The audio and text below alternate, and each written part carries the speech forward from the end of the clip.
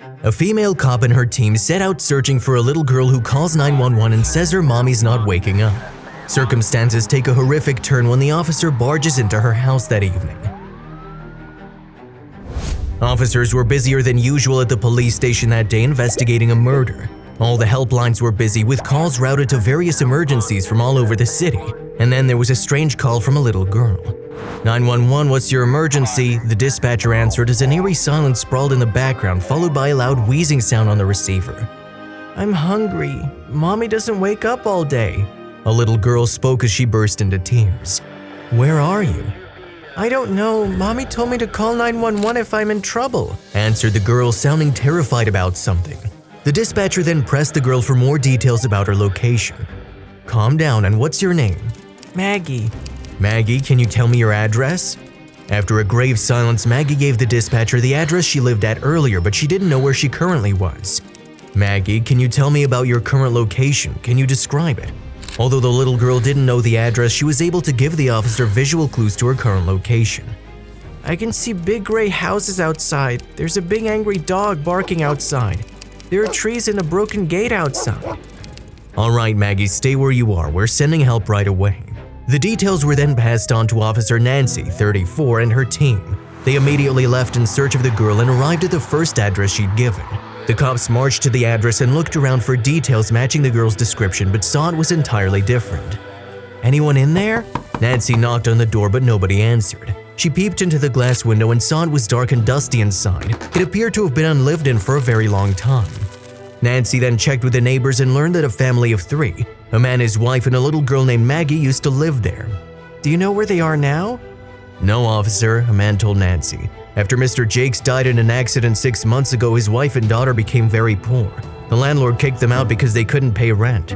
I don't know their address, but I heard from a friend who'd seen them in an impoverished area 12 miles from here. Nancy followed the clues and took off to that spot. It was getting darker, and to make things worse, the area was out of electricity. Hush, 1 second. Nancy silenced a fellow officer after hearing a faint sound of a dog barking somewhere quite far from their spot. She recalled Maggie mentioning a dog that constantly kept barking near her whereabouts. That might be it, let's go that way. Nancy instructed her team to follow her and arrived at a small shabby house. Nancy turned on the flashlight to get a clearer view and noticed a silhouette of someone near the window. She looked closely and saw a little girl crying and waving for help. A stray dog was constantly barking outside and charged towards the cops.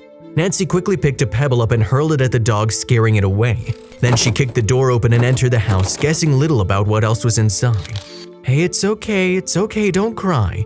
Nancy comforted Maggie, who ran to her crying. The girl looked distraught. I'm hungry. Mommy's not waking up all day. She's sleeping, she kept chanting repeatedly. Nancy carried Maggie outside and put her in the car. Please give her some biscuits, I'll be right back, she told her team and went back inside to check where Maggie's mother was. She searched for the woman in every nook and corner of the house but couldn't find her. As Nancy kept looking, she found a doorway to a basement. She walked in and found Maggie's mother lying unconscious on the floor. Nancy raced to the scene and touched the woman to awaken her, only to feel her cold body. Maggie's mother was dead.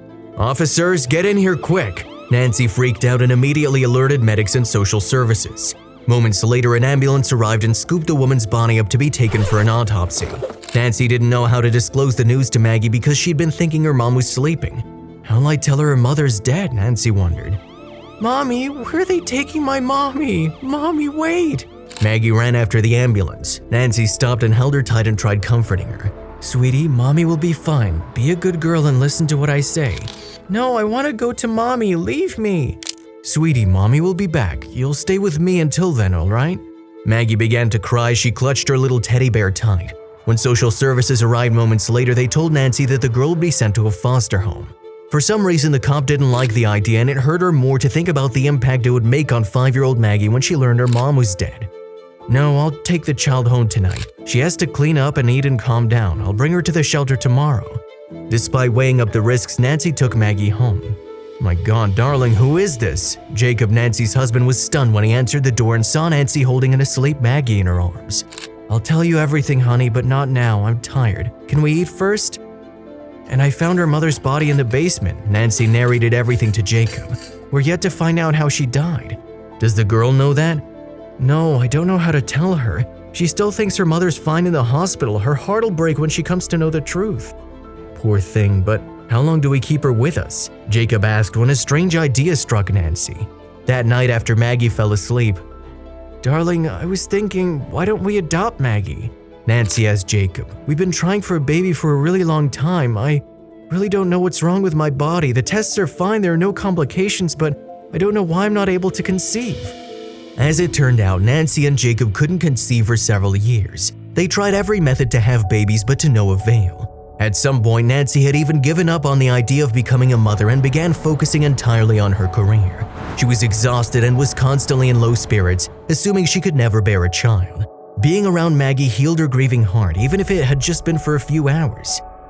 "Honey, look at her. She's a little angel who needs parental love and support. She'll be put up for adoption and some random couple will adopt her. Why don't we take her in? She's such a beautiful little miracle. What do you think?" Jacob reflected on Nancy's words as he looked at Maggie, who was fast asleep between them. He felt her innocence and presence abolish the hollow in their lives and realized that this was the joy he'd craved all his life. It didn't matter to him that Maggie was not his biological child. According to him, a family was about love and affection, not genetics. Jacob agreed to the adoption, but the next big challenge was how Maggie would react to seeing her mother's funeral. The next day, Nancy left Maggie at the foster home, promising to come for her soon, and took her to her mother's funeral 2 days later. Anxiety kicked in as Nancy led Maggie to her mother's coffin. She didn't know how to tell the little one that her mother had died of a heart attack as revealed in the autopsy. "Honey, stay right here. This place is so quiet, isn't it?" She tried distracting Maggie. "Yeah, full of butterflies and flowers and candles. What are those crosses for and what's in that black box?" Poor Maggie didn't know that it was a coffin that held her mother's lifeless body. "Sweetheart, sometimes when God loves us and becomes overly protective of us, He invites us to His house in heaven and we can live there with Him forever." "A house in heaven?" Maggie exclaimed. "Yes, sweetie." "Where's Mommy? I want to see her." "Honey, your mommy has gone to live with God, and she told me to take care of you. You'll know everything when you become big." Nancy's heart ripped apart as she couldn't explain it further to a naive Maggie. Tears endlessly streamed down her eyes as she hugged the girl tight and realized it was time to take the next most significant decision of her life. A few months later, Jacob and Nancy adopted Maggie and threw a lavish party for friends and family to celebrate their joy. Jacob raised a toast as laughter filled the party hall. "I thought the happiest day of my life was when I met Nancy," he began. "But I was wrong. I was the happiest when I saw my wife holding a little miracle fast asleep in her arms. And when she asked me, 'Honey, can we be her parents?' I couldn't deny the pleasure of becoming a dad. Cheers to my happy little family of 3. No, honey, wait, not 3. Nancy interrupted Jacob, who was shocked. "We're gonna be a happy little family of 4. She revealed, handing him an envelope with a positive pregnancy test. Jacob couldn't believe his eyes and was indeed the happiest man on earth. Nancy's prayers were answered most beautifully at the right time. "Happy little family of 4, everyone." Jacob raised a toast as tears of joy gushed from his eyes. If you liked the video, please give it a thumbs up and consider sharing it with someone who may find it interesting. Thanks for watching, and I'll see you in the next video.